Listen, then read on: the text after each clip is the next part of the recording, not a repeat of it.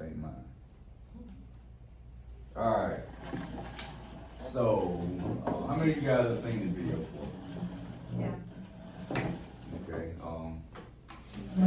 what resonates with you from the video? And I can kind of start it off first. My biggest thing, and I've always been a firm believer, when you in education, it's all about relationships, especially with the kids.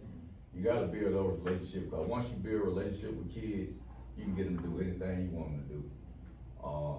So that's my biggest thing, I think about, and that I got from the video, is just build those relationships, man. And because kids will do what you ask them to do, and they want to be disciplined.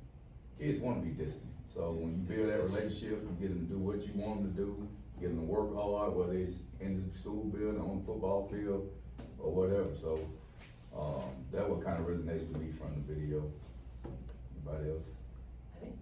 I think what stood out to me is when she talks about how we listen to the policies, we see the things that don't make sense, you see the nature of the system and what it's made, but it's like at the end of the day, we're still gonna teach. We're still gonna do our best to reach the kids. Whatever's happening up top or outside is generally out of our control. Right. But what we can control is what's happening in the classroom and those relationships we build with the parent, with the students. So I think that just stood out to me that, like, despite all the policies, we still get to do what we love, is here to love the kids and teach them as best we can. Yeah. What stood out to me was the part where she says, you're not gonna like all of them. And we don't. The Lord knows we do not. But,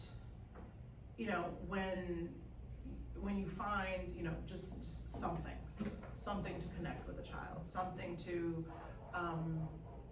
smile. Because, we have those kids that they come in and they haven't smiled all day long, or they're not speaking, or, one just left my room, and he's never passed a class, but he shows up every day. And just trying to, like you said, Coach, connect with a child, connect with the student. And I guess at our level, they're coming into their adulthood. These aren't elementary kids.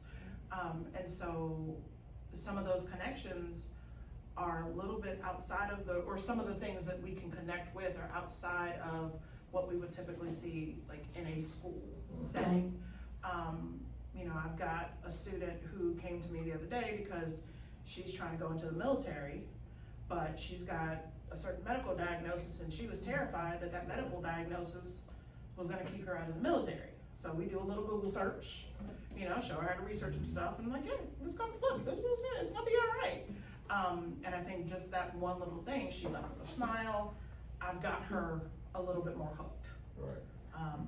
Showing that interest in something even outside of, English. Joe, you got anything? Y'all got anything? Yeah, I mean, kids, like I said, don't learn from nobody. I think that's the main thing. When you step in the building, whatever you do, your interaction with kids gotta be intentional. And it was, it became important to me once I had kids, especially being a ball coach, man. My kids started playing sports. You gotta watch how you interact with kids. Watch what you say to them, how you interact with them. Because somebody made me interact with my kid a little differently. And so I want to show them the same love I would show my same child, or I would want somebody to show my child. So I think you said, man, the biggest thing is building relationships, because once the kids trust you, like, man, it's like, like you say, we can get them to do what we want. You can speak life into them. You can get them to do anything they didn't think they could do it in the beginning, that they could do, man. I think it's more important, especially here, man. I think some of the kids we deal with, this is the most adult interaction they get. Right. Yeah. You got this is an affluent area.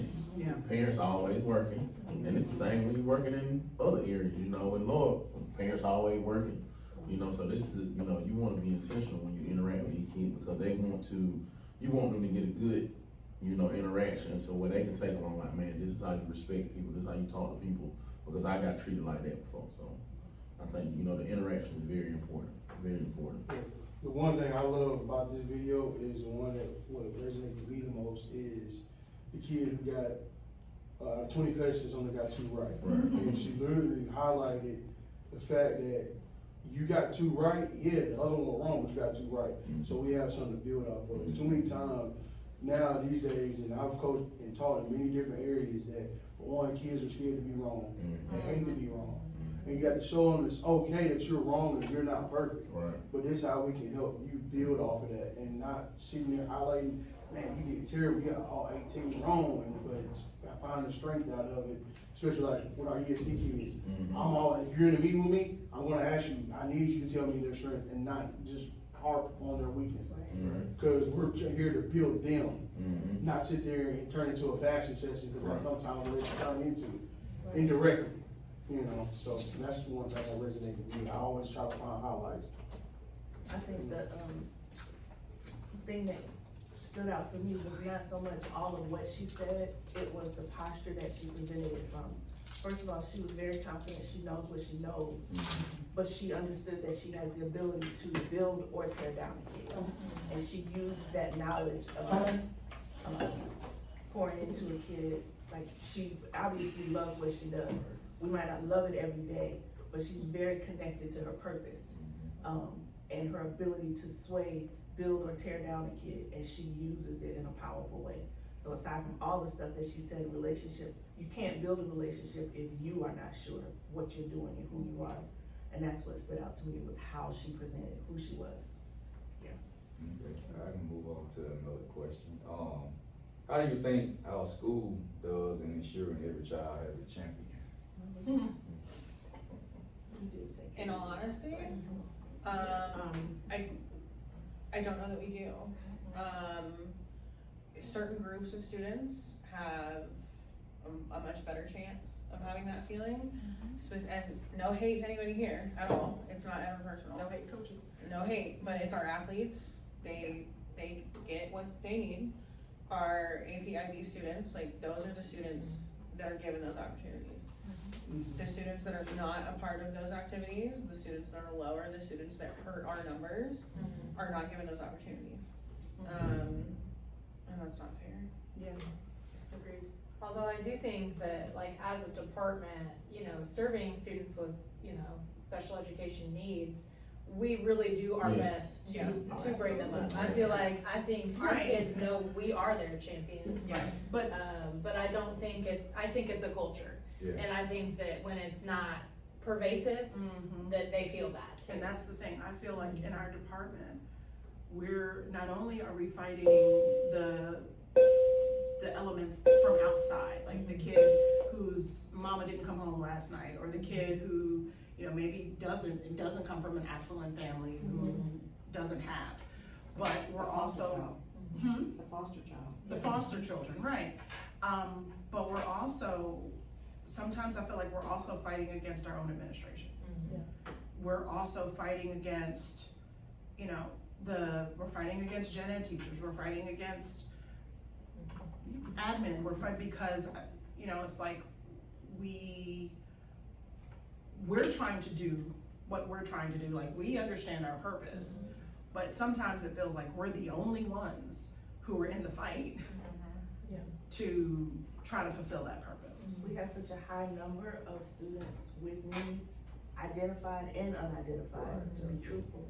And it feels to me like the culture is fear.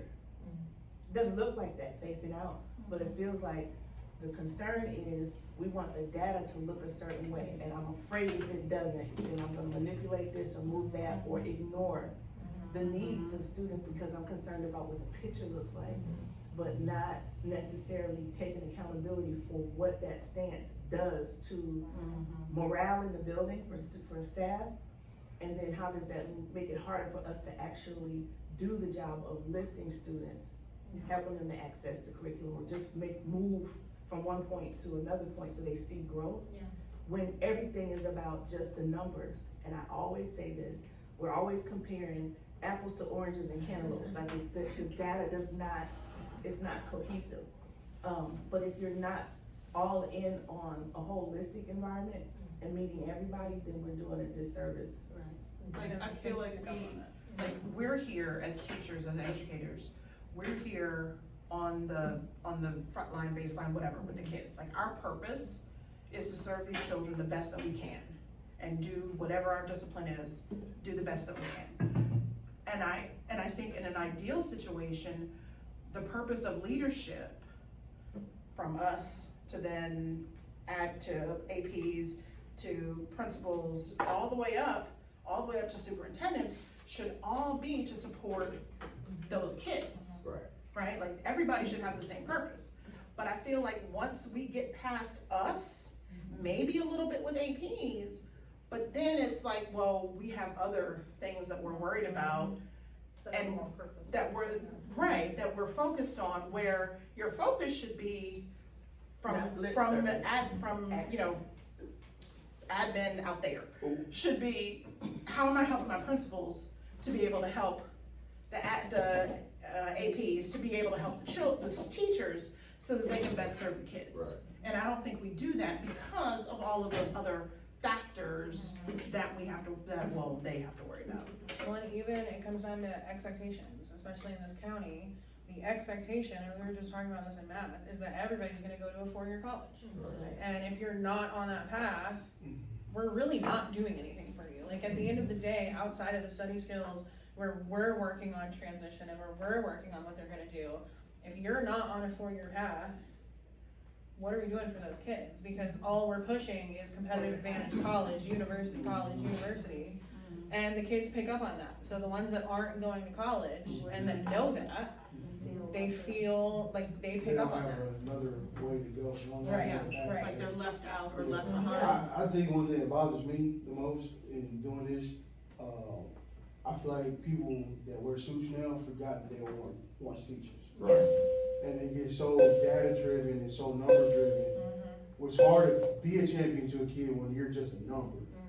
And we have to understand that these kids are not just numbers, such as the path part. I'm a huge proponent on, if you're not going to college, man, that's perfect. Here's what you can do. There's other tech schools you can go to and go get a quality certificate in education, and then be making more money than the people that are have degrees in college. Yes. But a lot of times I think, it's all about, if you got a skill, no matter what it is, you can make just as much money as anybody that's been in school 4, 6, 8 years with, law degrees and doctor degrees and all that stuff. If you just got a skill set, cause if you're not going to college, go find your skill, pick up your skill. And that's easy, and like now, but the thing is, if we're not pushing that information to our teachers, for them to push to our kids and our families.